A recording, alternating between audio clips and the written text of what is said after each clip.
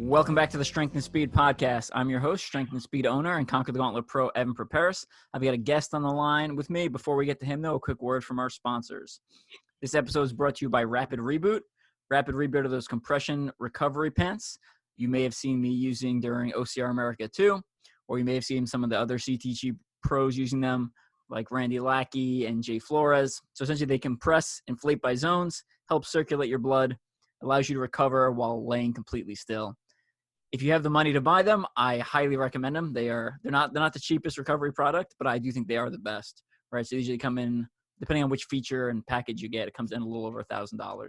But they're very, very good. And if you're spending all this money on racing and traveling and competing, you may want to consider spending a little bit extra on recovery so you can perform at your best. All right, let's get to today's guest. So today, joining us on the podcast, we have Brett Stewart. Brett, say hi. Hi. So if you don't know Brett Stewart, he's the co-founder of Mud Run Guide and been involved in a lot of pretty much everything on the backside of OCR. So I didn't have you send over a bio, but why don't you share some of the some of the places you have your fingers in the OCR world there? Well, I think you definitely know it, but we'll share it for everyone if you don't know me. I actually wrote the book on the sport back in 2012.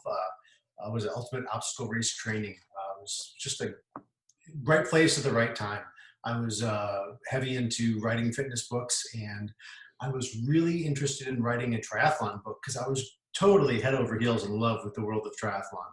And my editor wasn't interested, so I said, "Hey, what about this tough mud thing that's going on here? Well, maybe we can do that." And he goes, I have no idea what you're talking about, man. I've never heard of it. And he took about 3 days to look up Tough Mudder and wrote me back and said, "Listen, that is going to be the next big thing.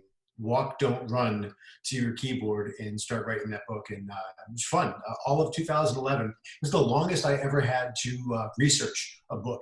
So all of 2011, I was at these events that were just going on. And I guess we're going to talk in a little bit about the Wild Women Timber Challenge.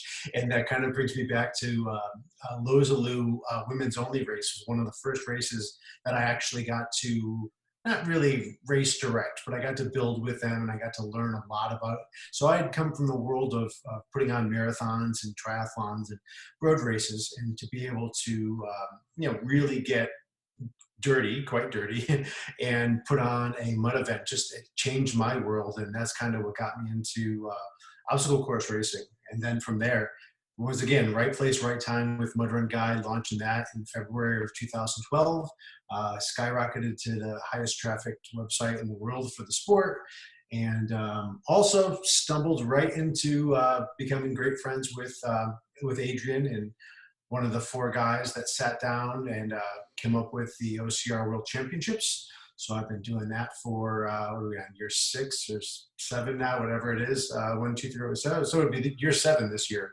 And the last year I've been re-implemented as the race director for those events. So yeah, my world is all about obstacle course racing. And my wife and I even have our own small event business. We put on kids races and private group obstacle course races as well. So been extremely busy doing that for the last 8 years. It's kind of, I'm one of those people that all of my eggs have been in this basket. So I know our conversation is going to revolve around what has happened over the last few months. But it's been a wild one for all of us, but it's been especially difficult for those like myself who are, just all into this sport. Yeah, I hear you.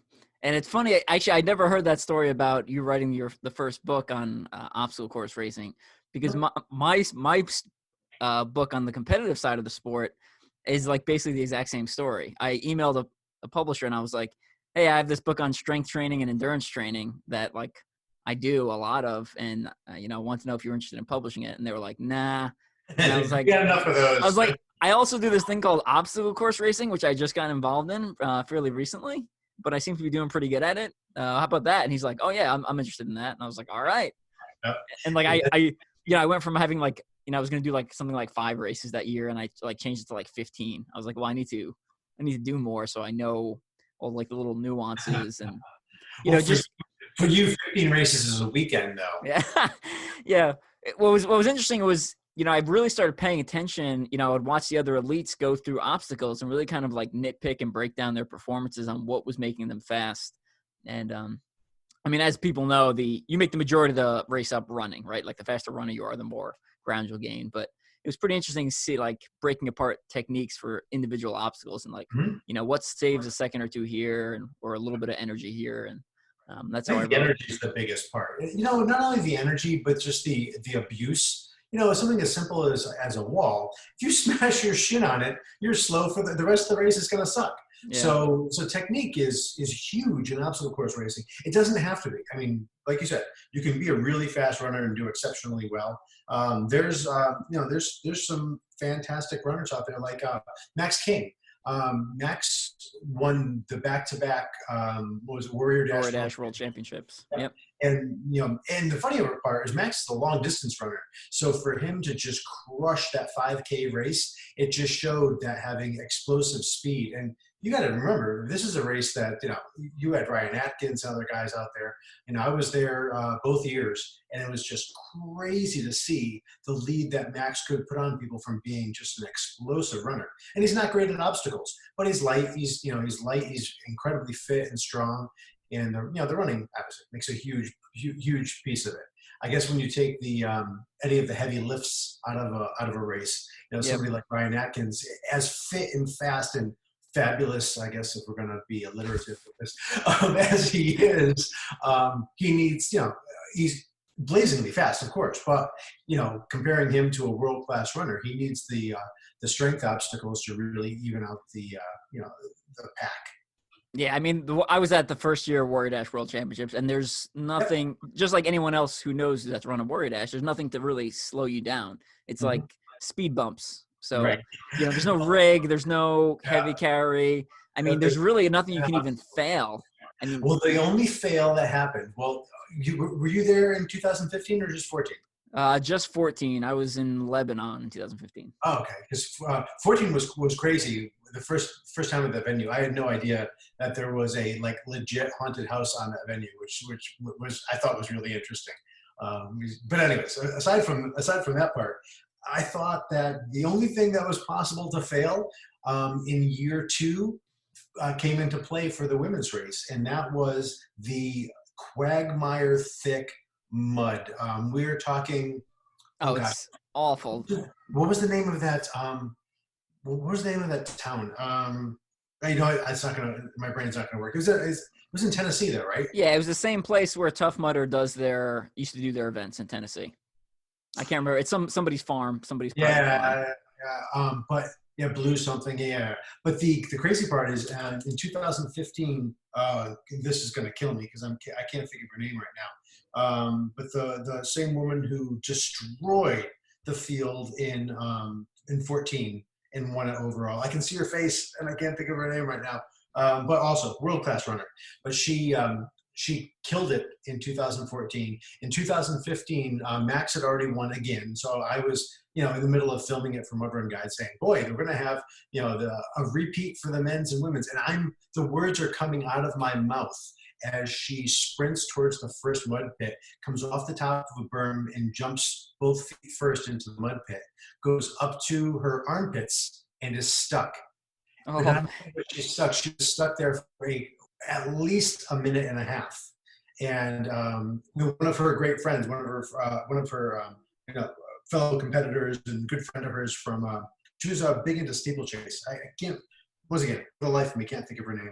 But one of her, close friends was well over a minute behind her, and just standing there and watching her fight and just be stuck in the mud for her friend to come over and just jump. She jumped farther to the other side of the pit, crawled out, and walked away with $30,000. Oof. Yeah, those It's are some crazy. huge prizes for that. A Yeah, 5K. that was something else. They did that the first year, and I was working with them a lot. I really liked Ryan. I liked the entire crew up there a lot. So I'd go up to Chicago once a year, and we sit down, have sushi, and just talk about the state of affairs for events. And I remember telling them, actually I did this a couple of years. So listen, it's all fine and dandy that you guys are doing this race, but you're putting out $150,000 to put this race on for a very small number of people, and with a huge prize purse. Why don't we, meaning adventure, why don't we create a world championships for you, or roll your world championships right into the U.S. champs, which we had for the year in Texas. There just might have been a little hurricane that affected that one, or into like what NORAM became. But that was a tremendous amount of money, a lot of resources put into that.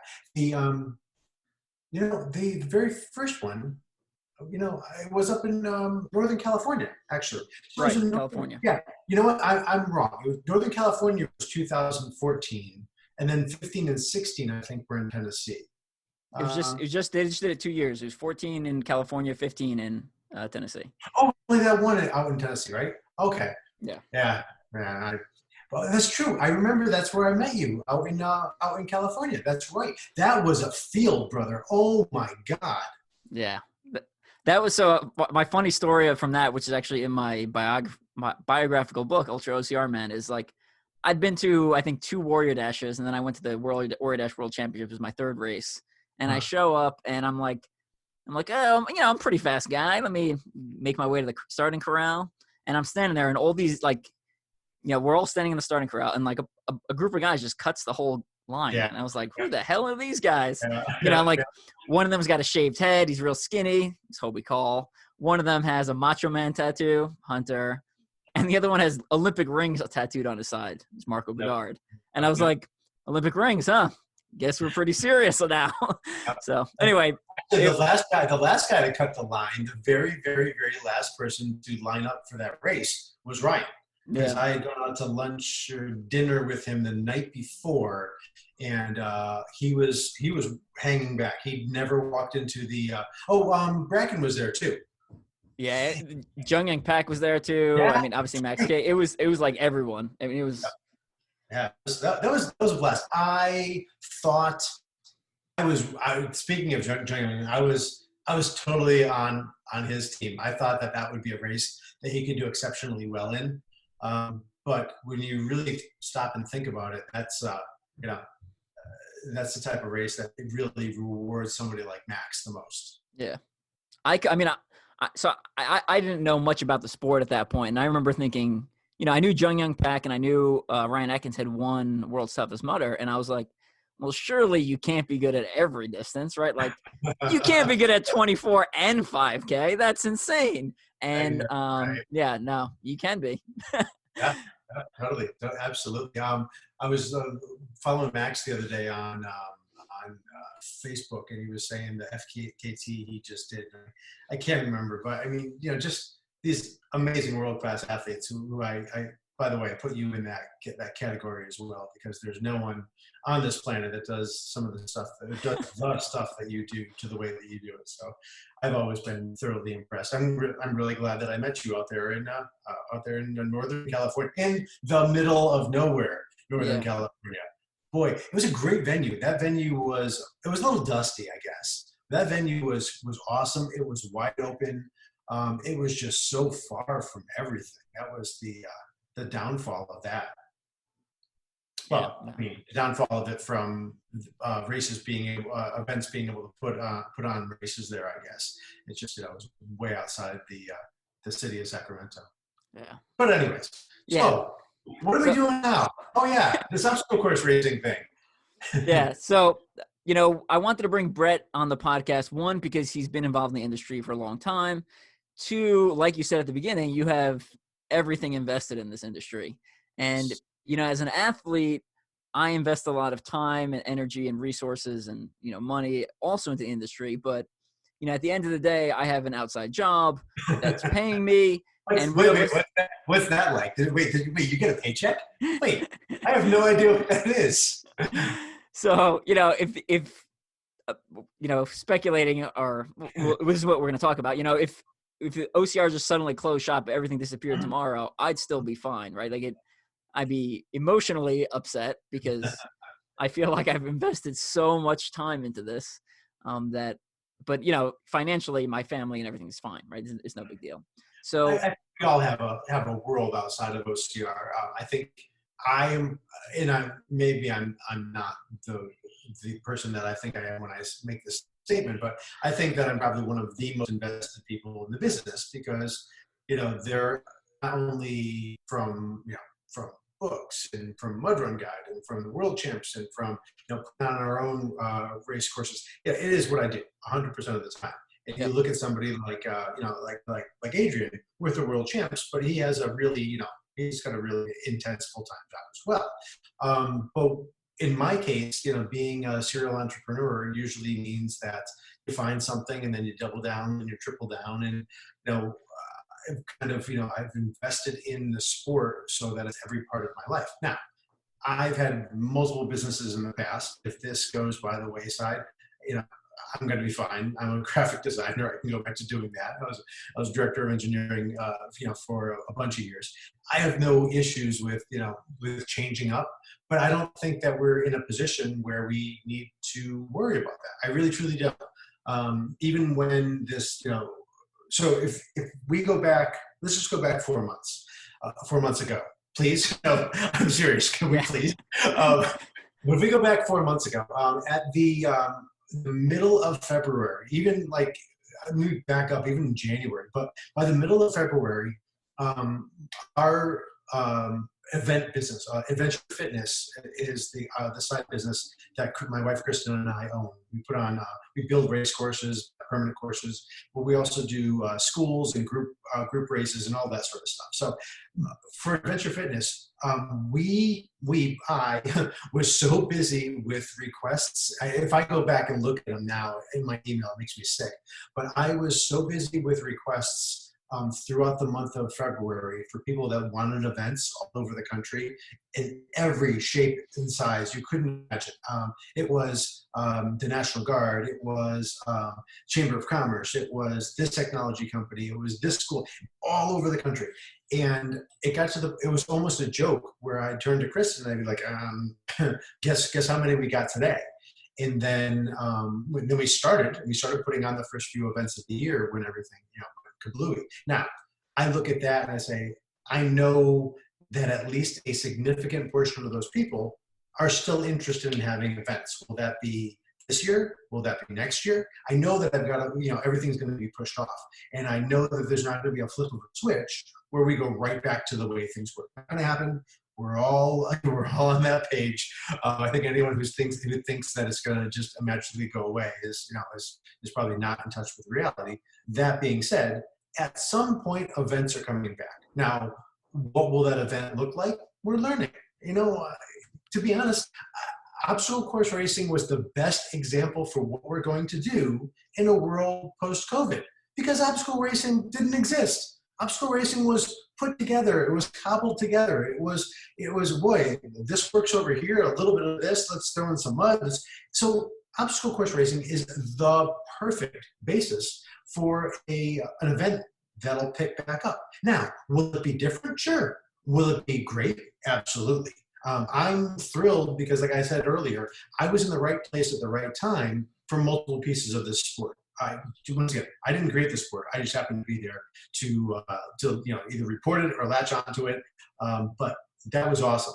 There is going to be another wave of that. That's going to happen again. Now, will the race look a lot more like, I don't know, let's just say a bubble fest. Obviously, it's probably a really bad example. But what will the race look like? Will it be this? Will it be that?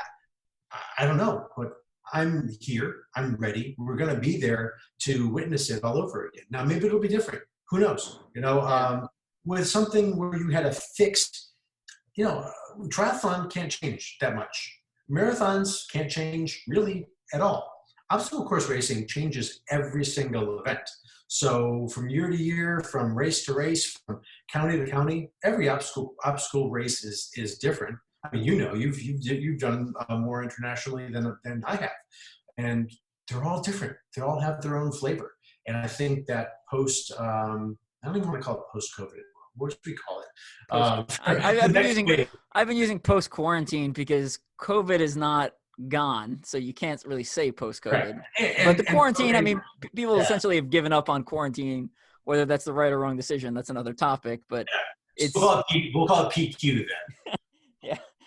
So. But yeah, so it's not dead, it's not buried, and if anything, it shows the resiliency of obstacle course racing and obstacle course racers, that the people that, I hate to use this term, but I'm going to, the people that survive it, the businesses that survive it, because it's life or death for some businesses. But if you stop and think about it, granted, we're seeing the life cycle of these races concatenated into 3 months. Whereas the life cycle for other races used to be, 2 years. When I wrote Ultimate Obstacle Race Training, I outlined 30 different races, 30 different most races that existed at the time.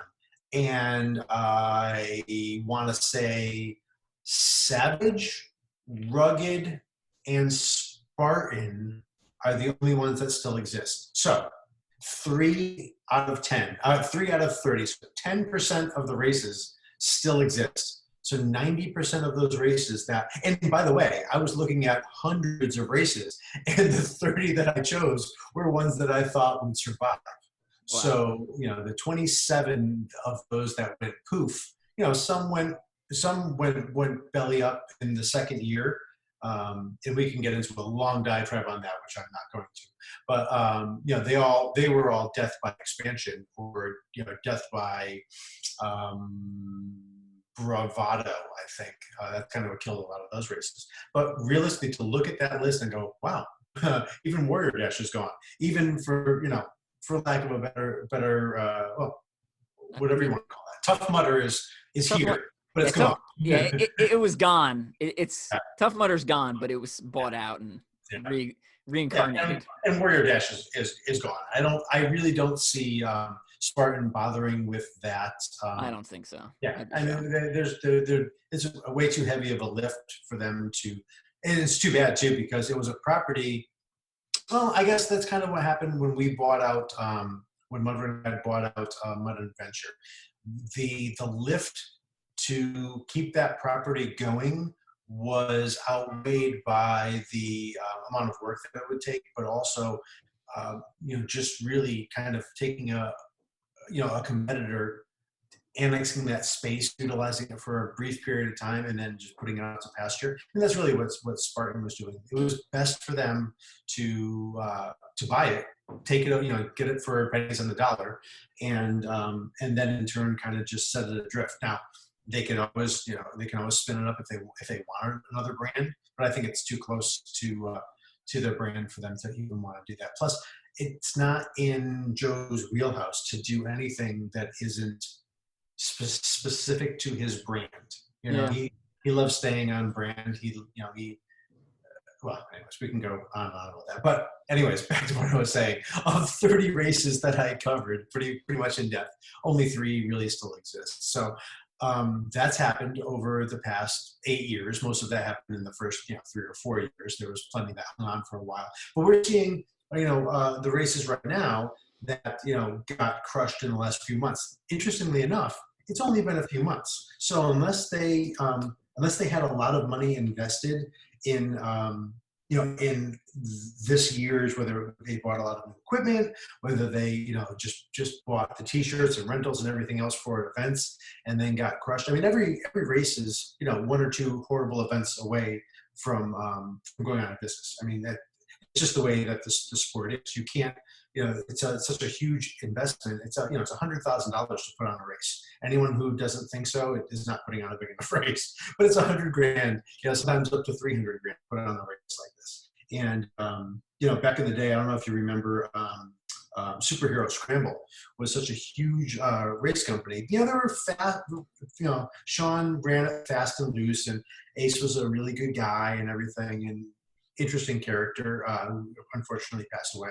But his race was super duper popular, and there would be so many people that would participate. I mean, it was the type of thing he'd roll in and he'd do 10,000 on Saturday and another 7,000 on Sunday. Really great numbers, but it was really high expense. And back to back to back, there's 3 events in a row where he got hit by Mother Nature. Mother Nature just said, "Hey, you're done," and he got hit with thunder and lightning. He literally almost got hit. Somebody on his team got hit with lightning, survived, and he was shocked by it as well. But he had all his tents get ruined 1 week. The next week, the venue was underwater and they had to cancel. And then the third week, all of his tents got ruined again. I mean, it was just one of those things where you're just bleeding, thousands and thousands of dollars, and then you lose an event. There's 50, 60, 70, $80,000 worth of income that you don't get, and you've already paid all the venue fees and everything. It was crazy. The poor guy was in a situation that a lot of races find themselves in, and that's the history of obstacle course racing. That's the history of any big event, So the kind of backing up a little bit, when the quarantine first hit and, events started getting canceled and postponed, I was like, all right, we'll make it through. And then I'd say my first time I was really concerned about the future of the sport in general was I went into the World's Toughest Mudder community, and several of the people in there were like, oh, I'm not racing anymore this year. And it I know the 10%, the people who run the elite waves, they're coming back once races are open and they're allowed to be competitive, right? Those people are coming back. There's another, a lot of the followers of Mud Run Guide are coming back. It's the other 80% of the people I was worried about. Yeah. And seeing some of the people of World's Toughest who are supposed to be like the hardcore, I do OCR, specifically Tough Mudder regardless, seeing them get scared away caused me to raise a point of concern. And then I started thinking about through a lot of the whole situation, right? If you're an event company and you're used to making, I don't know, I'm just going to pull a complete number out of my butt here, right? If you're used to making $15,000 every race for yourself, and all of a sudden that gets cut into, a third of what it used to be, it would be like me going to my job and being like, no, I'll take a third of my normal paycheck. That's right. cool. Yeah. And I'm just worried, from my perspective, I'm worried that, it's not that companies aren't going to make money and they're not going to put on events, because I think the events that are on the calendar, I think those are going to happen regardless once all the restrictions are lifted. It's that the companies will see how much they're pulling in for profit, and they're like, well, you know what? It was a good run. This is no longer worth my time. I'm going to go get a job doing something else. I think that was my big concern. And like what I said earlier with, what obstacle course racing is going to become, we don't know yet. So I look at it, I think the races, granted, if you're broke, you're broke. When I was a kid and we didn't have enough money to make ends meet, my dad went out and got a night job working at a plant. It's the way the world is. So if these events don't have the capital to continue, well, then they're going to have to get out of the business. But those that leave because of fear that there's not going to be an OCR version 2, I think that's where that's where the potential is for us to really lose out. And I don't mean just them, I mean the public, for all of us to lose out on races because people say, what, monetarily this doesn't work anymore.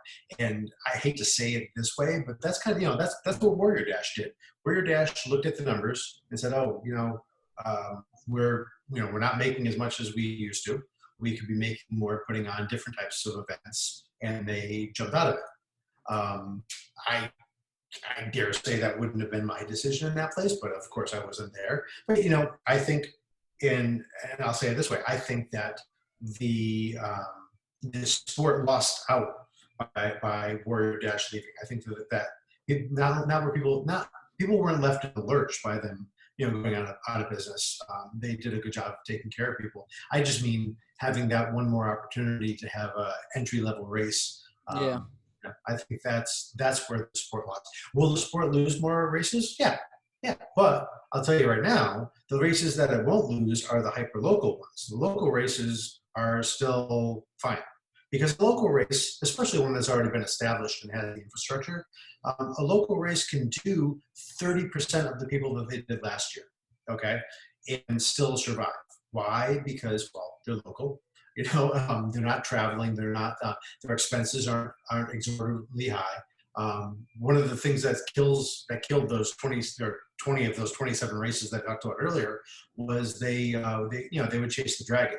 They made $15,000-$20,000 at this event, so like, oh great, I'm going to put on 6 more events and I'm making $120,000. Well, no, because once you move more than an hour away from home, it's going to be really prohibitively expensive. So when you mentioned earlier about a race, looking at the books and going, man, I only made $5,000 here. It's not about that making that $5,000. What it is it's like in the worst case scenario, what happened with Sean or with Superhero Scramble. Well, what if shit goes wrong? What if Mother Nature messes with us? I mean, with the OCR, what was it? The US OCR championships that we put on down in Texas. I poured my life. I'll tell you flat out, Evan, I was broken after that race. I poured my life into that event for 4 months, worked my little tail off as hard as I possibly could. And we put on, what I thought was one of the best races ever. The course was amazing. I thought that everything about that race had the potential of really, truly just crushing it. And Mother Nature in turn crushed us with Hurricane Harvey. So it just goes to show you that it's not about how much you make from race to race. It's how much you can survive when the stuff goes wrong, because inevitably it does. There's no race out there that can say, hey, it's always gone well for us. No, it's always rained every year for the OCR World Championships, no matter where we are, at what time of the year. It always rains one of the days. So I mean, we've all gotten used to that. But I think the sport's on hold right now, but I don't think that it's dead. I think that there's still a pulse.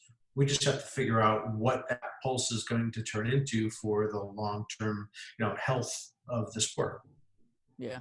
It's funny you mentioned all those brands that you wrote in that, that book years ago. Because when I started writing Mud Run Guide's Ultimate OCR Bucket List, right, I started writing it, I think, in 2015 or 16. And then I worked on it for a couple months, stopped, wait, like a year or two passed by. I worked on a couple months, stopped, a year or two passed by. And I every time more time passed by, some of the companies would keep going out of business. And I'd be like, mother, because it would create more work for myself. I was like, what am I, I was like, do I delete this? And then I ended up leaving a lot of the races in there just because I think a lot of them had cool ideas, that maybe this brand just didn't do well, or the time wasn't necessarily right, because there's been stuff similar to High Rocks and Decafit that, and before that TMX, and before that there was local brands doing stuff like that, that just didn't take off. And maybe they didn't have the marketing behind it. Maybe their event format wasn't right. Whatever the deal was. Even like OCR Warrior, when I was doing it, people didn't.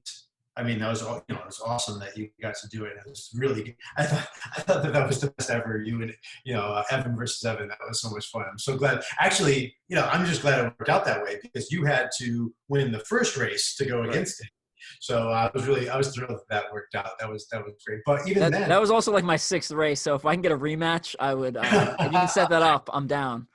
Okay, I wonder how much racing Evan's done recently. I actually in a little bit. I was talking to him the other day, but he's still as fit as ever. But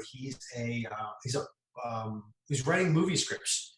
Oh, nice. So, yeah, he's a if you don't know who we're talking about Evan Dollar. He was on Ninja Warrior a couple times. He won the first season of the reboot of American Gladiators. So he was rocking.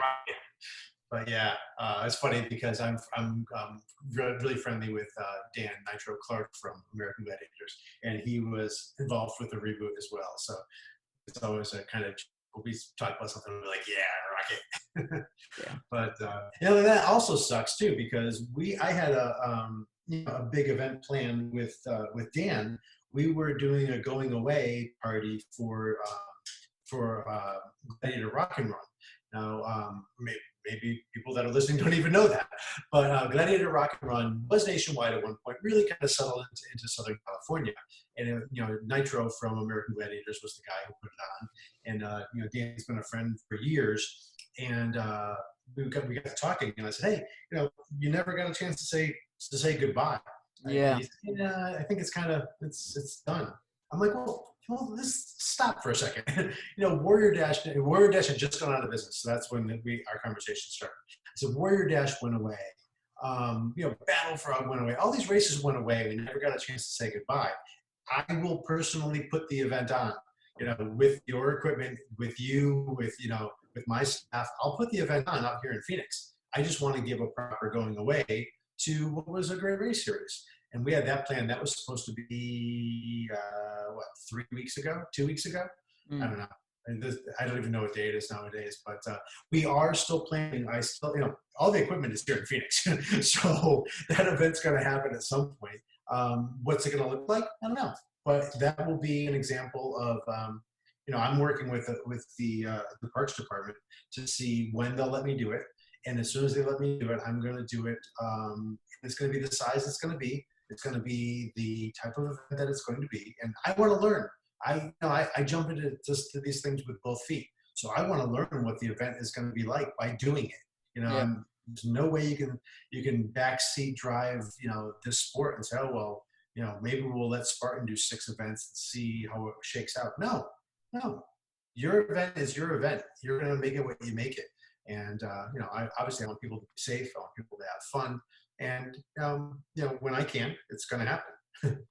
And I love the fact that you're going to do a going away event, like you said, I think there's, when events just go out of business and there's no warning, you're like, well, I was going to go to that event, or I was going to go, I wanted to say my last goodbye. I know Shell Hill, when they stopped holding events, they said, our next event will be the last one. So if you want to come, clear your schedule and come up here. And, unlike Battle Frog was basically like they held an event on Saturday.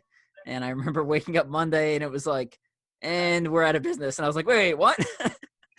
And same thing with Warrior Dash. And Warrior Dash killed me because I was friends with those guys. And, I had gotten one of the guys that I worked with on one of my crews.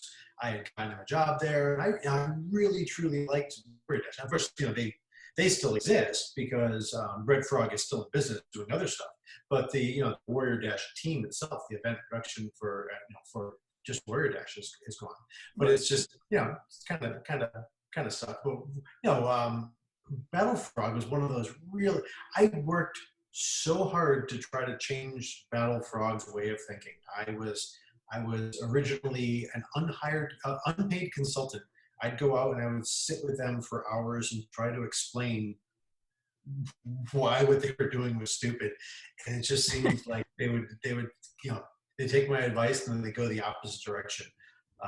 But yeah. Well, I don't want to dive into Battle Frog too deeply because the next podcast that's released, and actually I recorded already, we have Chris Accord Beard talking about kind of like the history of Battle Frog and what was going on behind the scenes. Yeah. So I think people who like Backside Industry and Miss Battle Frog will really enjoy that one because I thought it came out really good.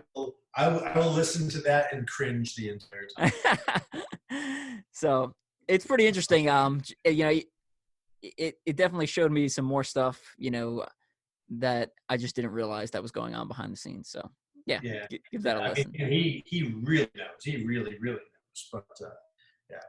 So let's assume, maybe this next question will be irrelevant in a week or a couple months, but, let's assume that a lot of the concerns and restrictions for the spread of COVID still exist. I know at the beginning of quarantine, you put out some ideas and you're like, hey, here's a way events could go on, using these measures. Would you mind sharing some of those with us? They're exactly what Spartan did. It's 100% what Spartan is doing right now. Yeah, I'm not even going to pull up the email or pull up the list that I posted on Facebook, but I really wanted to get people's advice. Now, I am not for 1 second saying that Spartan took any of those ideas. I'm not. I was just joking. Just so happens that they had the same idea that I had. And it's not a big surprise. Anybody who's hasn't been under a rock the last few months, they're all common sense things. I wanted to do, have your own, your own start wave. People, spread out. I figured 10 or 15 feet, but people spread out, showing up at an exact time, starting at an exact time.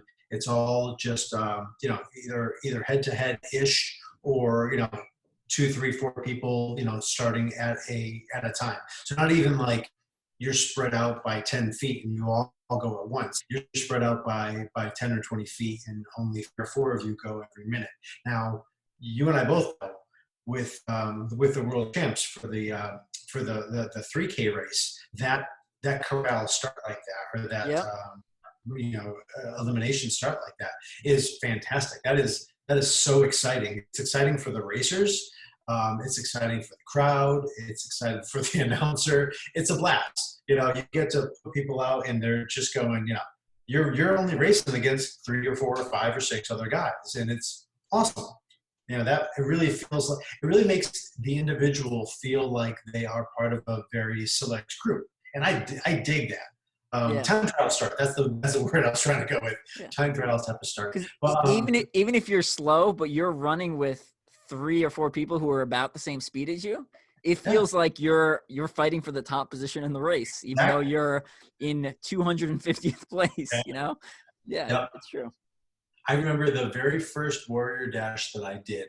I was writing the book, and I was literally just taking photos for the book. I had no interest in really racing. It looked like a lot of fun, but I had a marathon the following day or something like that. I forget what it was, but I had zero interest in running the race. And I was standing off to the back. I said, you know what? I'm going to just throw my shoes on. I'm going to go give it a run. And I came walking up to the line, and some guy was standing. The back of the line, the very, very, very back of the line. I don't want to race against anyone. I don't even want to see anyone. I just want to go out, get muddy a little bit. And some dude walked up behind me, and he's like, hey, this is going to be nothing for you. And I'm like, what on earth are you talking about? I'm not that fit or anything. There's no reason for you to think that I'm a good athlete. And he pointed at the Ironman tattoo on my leg, and I was like, okay. Like, I guess now I'm sunk, because now I have to try really hard. I went out and I pushed that heat. And it was a late afternoon heat. I mean, we're not even talking about fast people. It was a late afternoon heat, and I crushed the heat, and I felt like, man, I came from the back of the pack, and I beat everybody. I feel awesome. And then I thought about it. I'm like, I beat a couple of accountants and high school kids and people that didn't care about racing.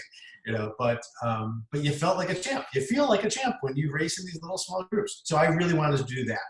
And what else? Obviously no close quarters.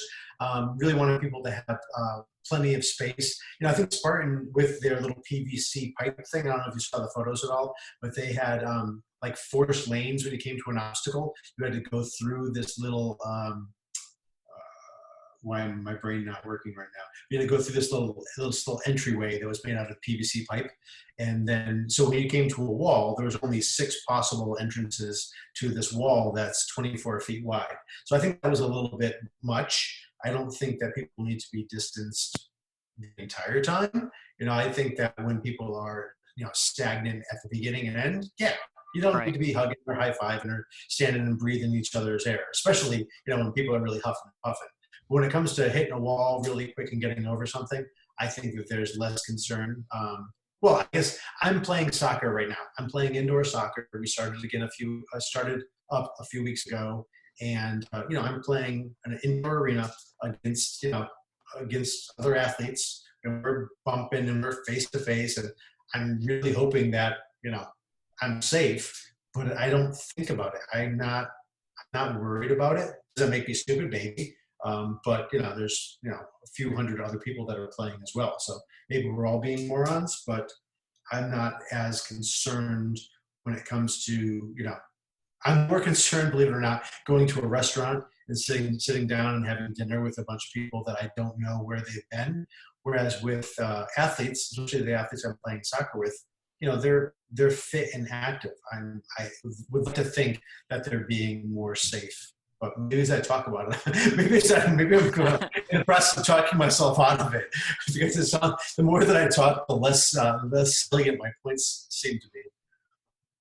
But anyways, so overall, it really is, kind of what Spartan's doing. There's hand washing stations. There's, they ripped out anything that has to do with communal water or communal food, and try to limit the amount of places where you're touching the same thing everybody else has touched. Now, just over the last few weeks, as the WHO and the CDC have kind of said, hey, surfaces really aren't the problem. It's really more person to person, from spittle that you have to worry about. In my mind, the first thing I was going to pull would be like a cargo net where all the hands are in the same place. Right. And then I was thinking, well, boy, monkey bars are probably really bad too. And then you stop and think about it. You're like, well, everyone touches everything. It's an obstacle race. Is it bad? And thinking, right, having even giving everybody putting five hand sanitizer stations on the course, and you say, all right, there's 5 courses on 5 hand sanitizer stations on the course that you must go to. You must hit them, and then saying, all right, I'm going to give everybody 50 seconds off of their time. You know what I mean? One of those things where people can kind of feel, oh, well, maybe if I run by real quickly and I do my hand sanitizer and I get the okay, kind of like, you would need to have people checking, kind of like doing your burpees. But I get the okay from the hand cleanliness attendant, they go and, maybe you go booking through there, you do it in 3 seconds. Well, I just picked up a 7-second advantage. That sort of thing. So, just changing the gamesmanship around a little bit, but making people perform these tasks. Guys, this is obstacle course racing. We make people perform tasks. That is true. To perform this additional task should not be a difficult thing. It is not electroshock therapy. It is hand sanitizer. So shouldn't be a big deal. And different stuff parking and arrival would be handled a certain way. People would wear masks, right up until the race. This is, once again, obstacle course racing. People race with oxygen deprivation masks on. People race with constantly. People race with who rags over their face. Making that mandatory shouldn't be all that difficult. But once again, we'll see. And there's a backlash against doing anything because we're Americans and that's the way that we work. Right. So whatever. I think that something will come of it. We'll figure it out. We'll boil it down to what works. And I think the race directors will just need to use not only the common sense that we've had to have had. Wow, did that make sense? The common sense that we have for putting on a race, to now extending it to, because obviously we care about the safety of our athletes. We just care about it in a different way now. Well, I'm sorry, we care about it in an additional way. Yeah, it's pretty funny that you mentioned just like adding in an obstacle that's like the hand sanitizer obstacle, which is, it's really genius because people care about their 5K time, right? And yes. The course, like if you have someone stop in the middle of a 5K and do hand sanitizer, they're going to be upset because like, oh, I lose my mind. Yeah. Right. But like no one knows what their PR is on obstacle course race series, whatever, because the course changes from year to year, the weather changes, the obstacles change. So there's no like PR really. You can kind of compare sometimes, but So, adding in something that's cleanliness based is completely feasible. But that's why, if you give somebody like a 30-second allotment or a 1-minute allotment for those extra things, now suddenly they see it as a potential bonus. Or there's the other side of it is, now people can, hey, I've got a minute. That means I can take 10 seconds to catch my breath at each one of these stations, like running a marathon. And, it's like running a marathon and walking the aid station. Yeah. You're really hot, a really hot marathon and you need to get your body temp back down, that's what you're going to do. You're going to walk at the aid station if you're smart, and you're going to dump a couple extra cups on top of your head. Otherwise, I know what happens. Yeah. I've run in Arizona for the last 12 years. I know what happens if you don't get your body temperature down. So one of the other things I was concerned about, is there's a period, and I wrote an article for Mud Run Guide called It's Complicated, basically why you can't just shift races around willy-nilly. That's been hugely popular, by the way. I love that article. And that, I tell you, that article has really gotten some legs. I've seen it quoted on other sources as well. So, oh, no way. Great article. Really, really good article. Cool. Well, anyway, if you haven't read that article, I would go give it a read. It just, it explains the other side of the story, which you can't just shift things around because the venue has to approve. You have marketing that goes into it. It's not always even just one weekend because sometimes the build extends more than 7 days. So you actually need 2 weekends, and then you got to make sure everything's getting rescheduled. So now, like, you're trying to cram, like the saying, 10 pounds of shit into a 5-pound bag. Exactly. It doesn't work. But not only that, like you lose, my lead builder is, it's his kid's birthday. Not this week, because the event was this week, but it's his kid's birthday in 3 weeks, and now I've got to reschedule the race for that. No, I can't. We can only afford so much. Races. People love. I'm sorry. Let me back up. I hate starting this off like that. There are a lot of people in the sport that think that these races make a ton of money, especially like the World Championships. And I won't go into it too much about the financials and everything, but I've seen many more times than I care to admit where I've been on a Facebook page and people have been like, oh, well, if they weren't so driven by money and, maybe they could spend some of the cash that they got from us on blah and blah. And I want to lose my mind. I don't say anything because it's not my place. But when you talk about an event that costs, I'm going to say this really quickly, that costs hundreds of thousands of dollars to put on, and something changes, something falls by the wayside, I know exactly what it looks like for events to just plummet into the red because so much time and money is spent on it. And that's the weird thing about like the World Champs. If anybody really truly knew, there are 10 people in this world that know how ridiculously expensive and difficult the World Champs are. Really, I'm sorry. Maybe we can expand it to a dozen, but every one of those people is blown away every time we do it because we always think that we can do it for 10 or 20 or 30 or $50,000 less than we spent the previous year, and it's impossible because we're dealing with just immovable objects, when it comes to time and when it comes to actually building these things in weird places like a mountain or, in London. It's crazy to think because what happens with Spartan, they have a kit. They've got 3, I think they've got 3 kits. They might have 4 kits. I guess if you're including Canada, there's probably even more. But they've got at least 3 full kits that are 3 trailers or more deep. And those travel all over the country. Now, they have an order to what they do. They can build in 5 days because they have, they've got it down to a science. Where the World Championships, that's a one-off, man. Like right. everything that we do is built then for, I don't want to say just for that event because we do use stuff from year to year, but we've got to change it up. It can't be this, I'm not giving you the same obstacle I gave you last year. So we've got to in turn build new stuff, create new stuff, test out new stuff. And then when we're building it, we change it 17 times. It's not one and done ever. So for the World Champs, I'm out there for 25, 26, 27 days. This is not a 3 or 5 or 7 day build. But that being said, those things also are completely immovable.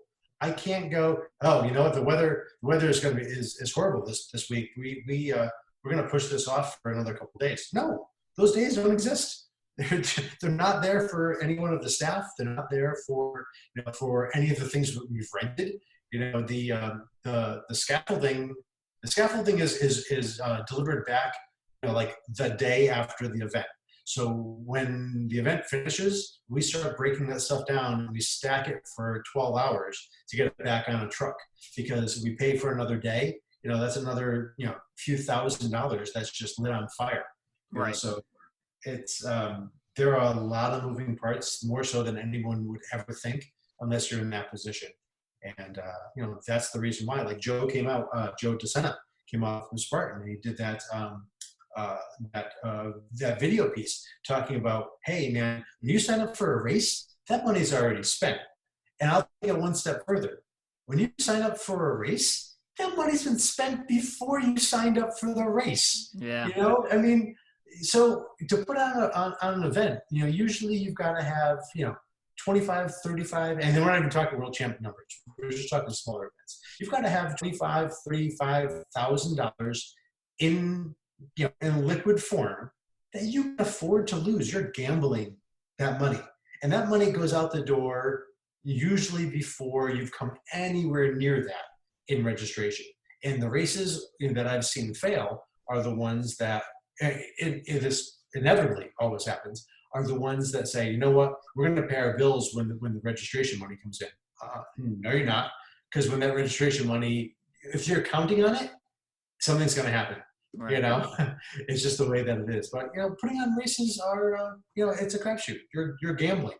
But the ones that gamble well, or at least the ones that are well prepared to weather those challenges, just like the challenge we have now, are the ones that are going to come out on the other side and be successful. So in the military, we have a saying, don't complain about a problem unless you have a solution.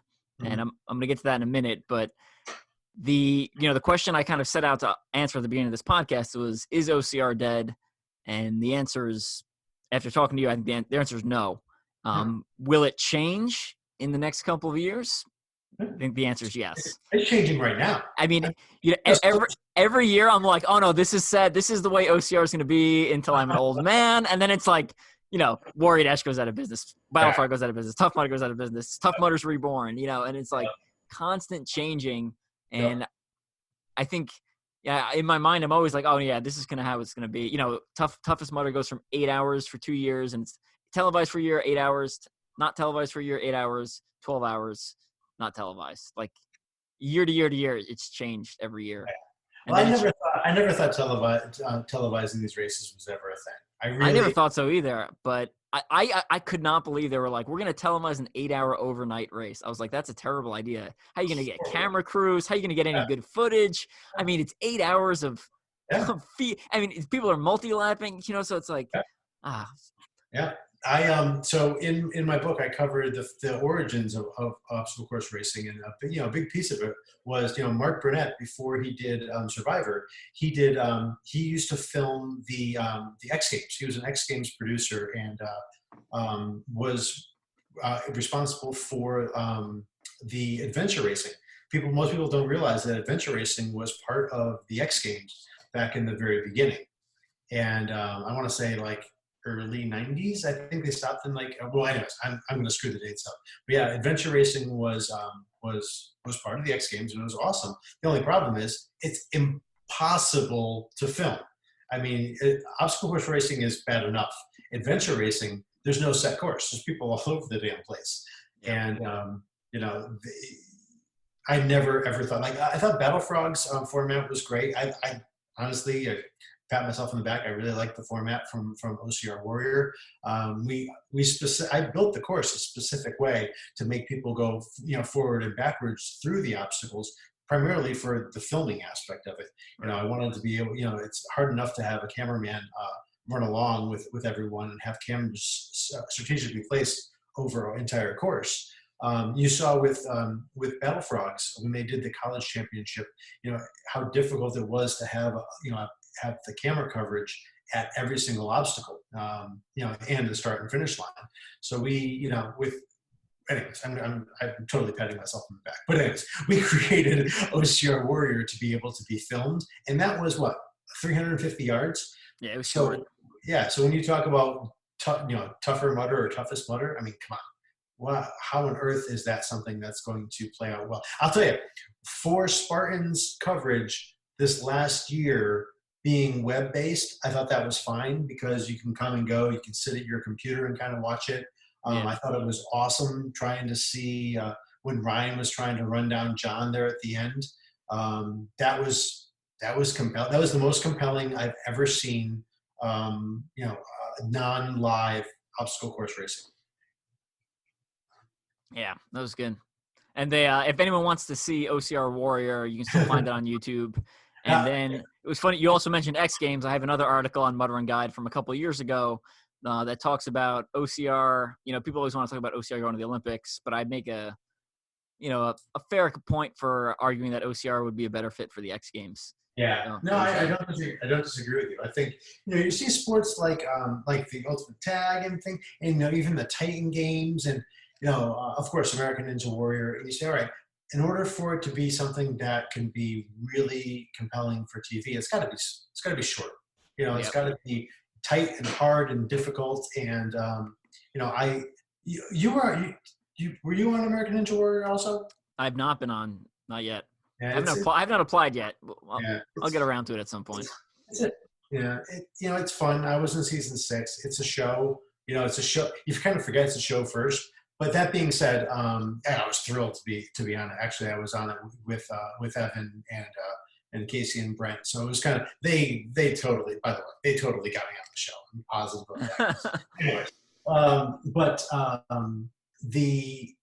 even American Ninja Warrior, and I hate to say this out loud because they're a good part of what we do with Mud Run Guide, but I don't watch it anymore because it feels like it's really just the same story. I don't watch American Idols because the background stories just seem to get longer and longer. I want to see performance. I don't really want to see too much of the backstory. I like it, but there comes a point when I've had enough of it.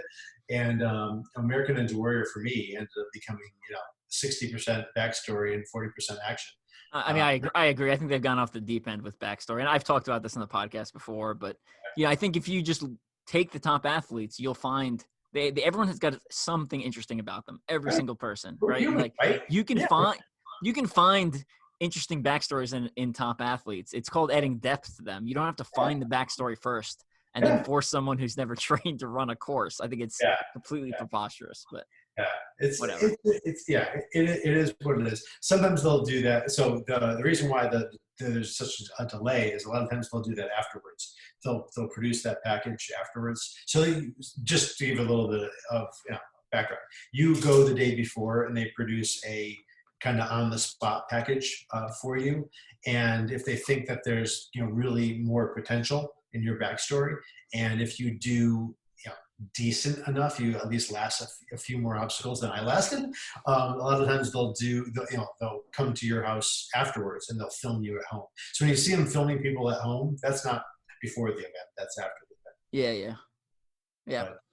All right. So back when I was before we got sidetracked again. Let's say I told you I would do this. Yeah. So, like I said, I don't like complaining. I like presenting solutions. So let's talk solutions. So what, OCR is the industry is definitely taking a hit. The existing brands are definitely going to take a hit or are in the process of taking a hit from the COVID epidemic. Right. So, if you're a company, what can you do to survive this period over the next 2 years? And then let's go through it also if you're a participant, what can we do to get more people out to the races? So I guess go with the backside first. So if you're an owner or industry. So I think, we've seen a lot of the races do this virtual thing. And I'm going to jump on a soapbox real quick if you don't mind. The virtual thing is all fine and dandy. I think it's a great way for people to show their support for the brands that they love. Totally awesome. It's just shy of people dumping money and saying, hey, we're going to donate $50 to Savage Race because we think they're awesome. There's 2 ways to do it. There's 3 ways to do it, I guess. One is you buy tickets for next year. Now, a lot of these races don't have future events open, so you can't do that. So step 2 is you sign up for one of their virtual races, which is awesome because virtual races are really good for races that have already bought their medals. And this is going to tie into one of the things I'm going to bitch about in a minute. But if you're a race and you already bought your medals for 2020, well, it's for 2020. I almost said 19. But if you already bought your medals and t-shirts, races like Spartan and Savage and everybody else, they buy these medals in bulk. They've bought these medals. These medals have been sitting in a warehouse or a garage or whatever for months and months and months and months. These were tens of thousands of dollars, probably more than that. It's probably hundreds of thousands, but tens of thousands of dollars that was spent before one person registered. Well, maybe that's hyperbole. Before the majority of people registered, that money was already spent. Those T-shirts were already printed. The medals were already done. So those things are hard costs, and ones that have dates on it, well, guess what, brother? They are worthless next year. They are boat haters. Speaking of, I have maybe, I don't know, a quarter of a ton worth of medals from the US OCR championships. I fill sandbags with the medals. So the medals I'm using, because we paid, God knows how much we paid a piece for those things. And we were left with a couple thousand of them. So if you're a Savage Race and you dumped all this money into, your awesome T-shirts and your awesome medals for 2020, and suddenly you don't have a race, well, that's all going to go to waste. You can't melt them down and reuse them, yada, yada, yada. So having a virtual race is an excellent way for you to be able to sell those medals to people that want them, essentially. Because it's a virtual race. Are you doing anything? Well, maybe you're really serious about it. That's awesome. Maybe you're not, but you signed up for it. You're getting a medal and a T-shirt. So that part alone, even if you don't want to do it, if you want to support, and I'll keep saying Savage Race because they're doing a good job of it, but Bone Frog has one. Rugged's got some great prizes they're giving, or swag they're giving out. Obviously, Spartan has one as well. Who am I missing? There's a handful of them. Don't get me wrong. Yeah. Fit Challenge. Did CTG didn't do it, did they? They did not, no. But I mean, if people want a full list, Mud Run Guide has the entire. Oh, that's right. Updated like on a weekly basis. I forgot about. Yeah, Bonnie's been. I'm gonna plug your website for you. Thank you. Yeah, Bonnie's been updating that constantly. But anyways, so way number one is to register for events coming up. Number two is to sign up for the virtuals, and that really, guys, you are buying their T-shirt and medal and getting them out of the red, because those T-shirts and medals are going to be thrown out by the thousands. So that is a huge help. And then number three is to step up and buy their merch. If they have a merch store, buy as much. Let's put it this way. You're probably going to spend over the last few months. I mean, granted, everyone's business is what it is and everyone's income is what it is. But you were probably going to spend a couple $100 or at least $150 on some race registrations. So these guys are relying, if you want Savage to be there, and I keep saying Savage just because there's no, there's no danger of Savage going anywhere. Don't read into this. I'm just saying this because they did a real good job about this, and people did athletes did a really good job about helping them out.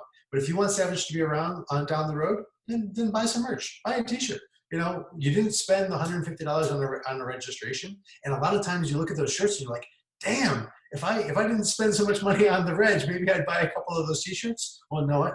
Now is the time to buy the T-shirts. So those are the three biggest ways I see to supporting races. But there's one thing, and I mentioned I needed to jump on my soapbox about.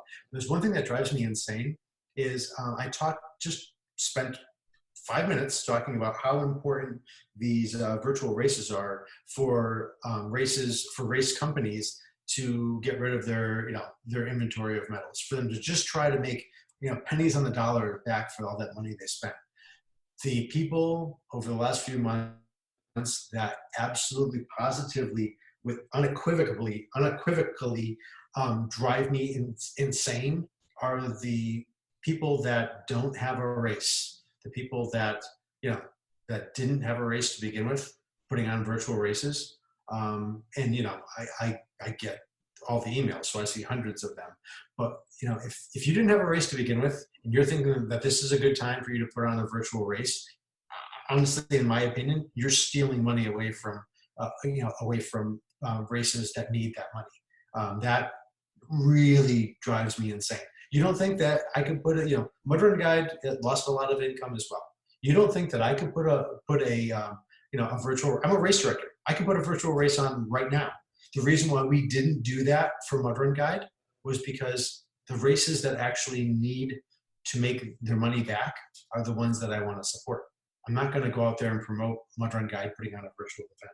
And I'm not speaking to anyone specific in particular. There are, dozens. There's dozens of that them. I see on a regular basis. But when a race comes from nowhere and it's like, oh, this virtual event, like, no, you're jumping on a bandwagon and you are taking away hard-earned, money from these races that really need it. So support your races. If you see a virtual out there from one of the race brands that you like, or one that you've always wanted to get involved with, let's just say, let's say you are in Omaha, Nebraska, and you've always wanted to do a Savage race. I'm hitting Savage race again, but now Sam's got to start paying you. I know, right? I know. I like Sam a lot, but now's the time for you to get your Savage race medal, because this is the only chance you're ever going to get. So if you're in Saskatchewan and you want a Savage race medal, by all means participate in their virtual. Now they're worldwide. So that being said, I really, I'm not a huge fan of virtuals, but I understand exactly why they exist. And this is the first time that I can honestly point to a reason and say, this is why you need to support virtuals for your races. So, yeah, I wrote an article. I'm not sure if you read all my articles that I write for your website. I know there's an editor-in-chief who usually screens them and posts them, but you touched on several things. I wrote an article called Supporting Brands in 2020, and you touched on several things. You touched on the buy merchandise. You touched on sign up for races or sign up for a future race, sign up for a virtual run. And I'm going to read a quote from my own article. And it says, if you are solely signing up for companies that put on virtual races only, you're sending the demand signal you just want virtual races and not real races. Hey, I love it. I definitely did read the article, and I just figured all of those points I brought up, I just stole from you. So then the other, I said that if this was video, I said that with a straight face the entire time. No, I did. Actually, I did read that article. Okay. I think that we are definitely on the same page. Yeah, and then the other two, the ones you didn't mention, were make sure you bring some friends. We always have those people who you work with who are like, oh yeah, I want to do one of those one day. Well, I think now is the time to start dragging your family and friends off the couch, because if you don't, the brand you love may not be around again in the future. That was one of the great lines that you put in there at the end. And I agree with that wholeheartedly. It's not hard to put on a fitness challenge with your friends either. And now you've got a medal at the end of the competition. Yeah, I know. Amy Paget's been doing virtual, she did a virtual Savage, she did a virtual CTG, where she set up a bunch of obstacles that mimic a lot of the stuff you'd encounter on the course. Yeah. And she even had a fire jump at the end, which was just I didn't see that. Oh, it was a bunch of logs and then construction paper fire stacked next to each other. Awesome. So it's pretty funny. And she had a little display stand at the end with a bunch of medals that she was giving out. Magic is just such an awesome person. I dig her so much. She's so awesome. And then the last comment, the last bullet point that was actually in that article was, share, and comment on people's posts, like the race companies that you enjoy. Comment on their posts and like them and share them, because that kind of boosts it up into the, Facebook's algorithm and how much it shows in people's feed, and especially sharing. And then when you share something, don't just share it, share it and then put, oh, I really love Savage Race because blah, blah, blah, blah, blah. Otherwise it just looks like another ad. And that goes through people's feeds. So, yeah, no, I totally agree with everything that you said, and that's the point that we're going to decide, because this is, it's probably going to be a year before we have figured out what the races are going to be. And I don't even want to say go back to normal, because nobody knows what normal is, and I can't stand the phrase new normal. Normal is what normal is. What normal is what normal is. There's no new normal. There's no old normal. Everything changes from day to day anyways. Once we can go out and figure this out by actively participating in it, that's when we're gonna have a better idea how long it's gonna be the way that it is. That being said, I heard just about nothing negative. I can't even point to anything negative at all. So 0.0 negative feedback from Spartan's Jacksonville event. So I love hearing that. That's awesome. I think people are just happy to get back out on the course. Yeah. I think they're great. They're grateful you know, you don't realize how good it is, something you have, until it's taken away from you. And then Right. when you get it back for just a little bit, you're like, oh, I'm so grateful I have this back in my life. So, Yeah. I'm hoping that happens. I think, if you're doing the things like you outlined in your article and we talked about, and you're supporting races, and you're supporting the brands that you love, I think, I really honestly, I think we'll be fine. I think we're going to have to figure out what the way forward is. And I think even while we're doing that, we're going to be, walking around in the dark a little bit, feeling our way through. And eventually we're going to get to a point where the races are what the races are. And there will be, and then obstacle course racing 2.0 will take off from that point. But I'll be honest, I think the sport needed a shakeup. This is not a positive lining. I am not just overlining here. But the sport needed a little bit of a shakeup. This was a horrible way to force it. So I'm not, like I said, not trying to shine some light on a positive here. But I think when we do come out of this, it's going to have change, and I'm hoping that changes for the better. gotcha. Well, Brett, thanks for your input. And it's kind of funny side note. You mentioned, about putting the race year on the medals. Actually, for OCR America this year, my wintertime one, I purposely didn't put the year on because I was worried we would just get completely snowed out from day one. So I was like, don't put a year on it. Just send it as is. And that's the smart thing to do. I always put the year on.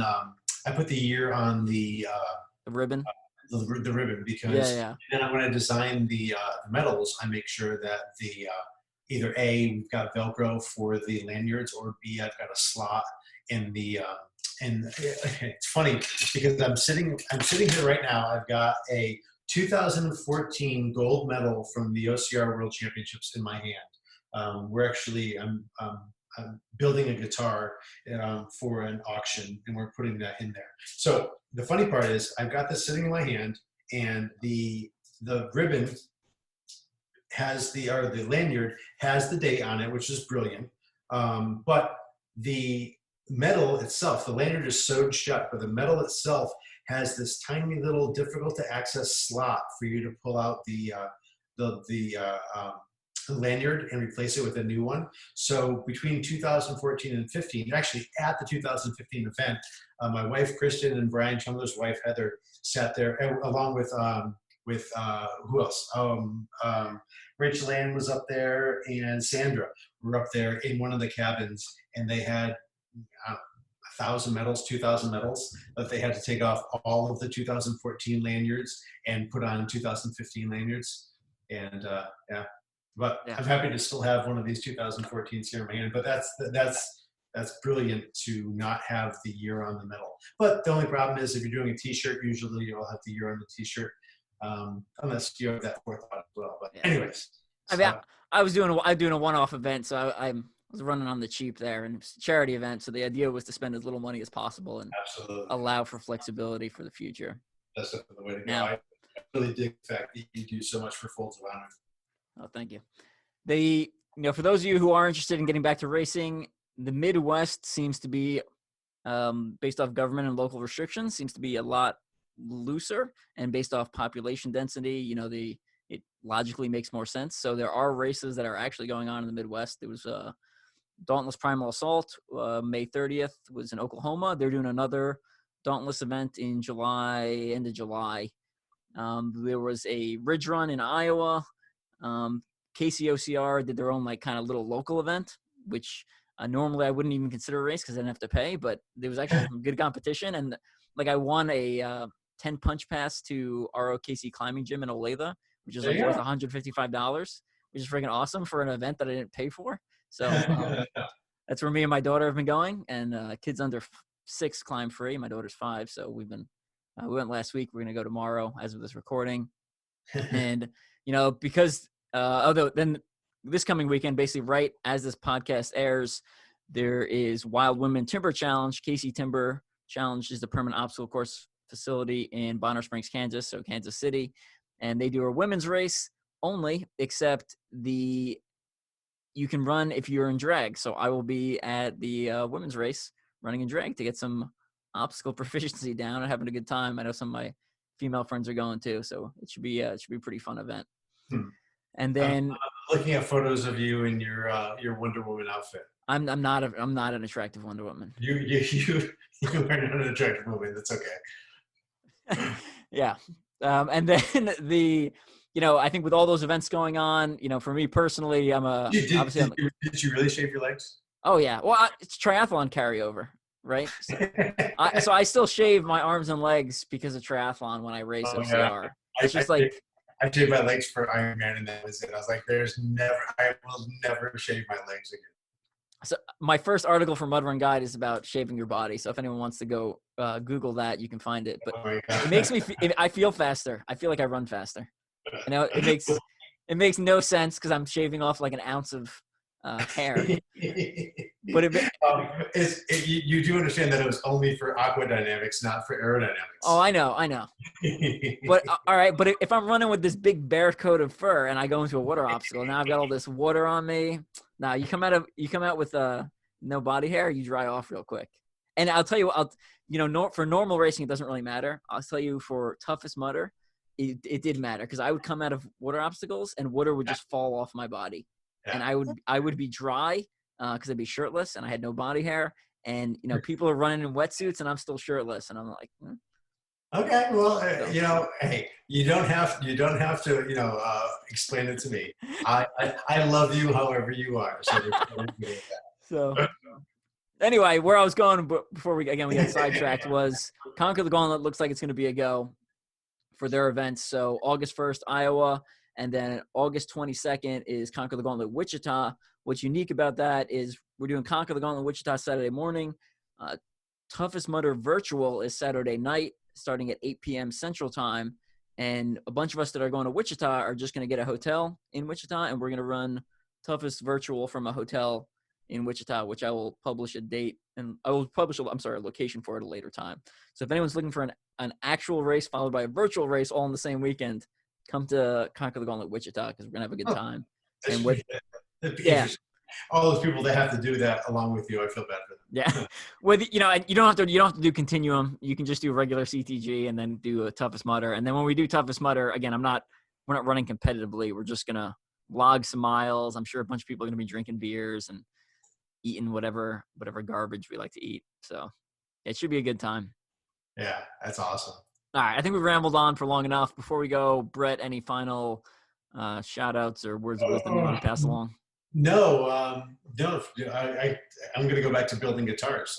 While during this whole pandemic, I started my passion of building electric guitars. So I spun up a business called Punk Daddy Guitars. So that's what I've been doing. Yeah, it's been awesome. If you want to check out any of the goofy stuff that I'm building when I'm not building obstacles, just check out Punk Daddy Guitars on Facebook or go to punkdaddyguitars.com. We've got one build coming up that's for the OCR World Championships, or at least kind of reminiscent of the OCR World Championships. I also have a guitar that I'm working on getting approval to build for Operation Enduring Warrior. For Eric Schmidt's family. So so check out what I'm doing. I hope to see you guys and gals all out at the races sooner rather than later. Awesome. Yeah, absolutely. And for our listeners, again, you can head over to teamstrengthspeed.com. We have Mud Run Guide's Ultimate OCR bucket list on there, lists a bunch of races that are all across the U.S., both ones that have gone out of business and ones that are still ongoing that you can cross off your bucket list. That, like we said, I would start crossing them off sooner rather than later to support the industry. I've got Mud Run Guide's Ultra OCR Bible, which is, I think, my personal favorite book that I've written. That's more of an instruction manual. And then Brett wrote the intro to Ultra OCR Man, which is on hard copy, Audible, and digital now.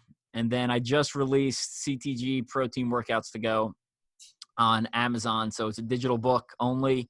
And basically it's a list of 75 plus workouts. So I think it's got like 76 workouts, but some of them also are scalable. So, easy, medium, advanced. So it's a lot more than 75, but it's broken down by location. So it depends on like what you have access to for, I travel a lot for work.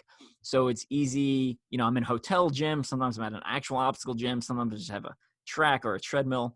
So it's kind of broken down by that. So you can actually be like, all right, well, I have access to a normal weight room, or all I have is this crappy hotel room right now. Here's what I can do that's still very obstacle specific and still gets me ready to race.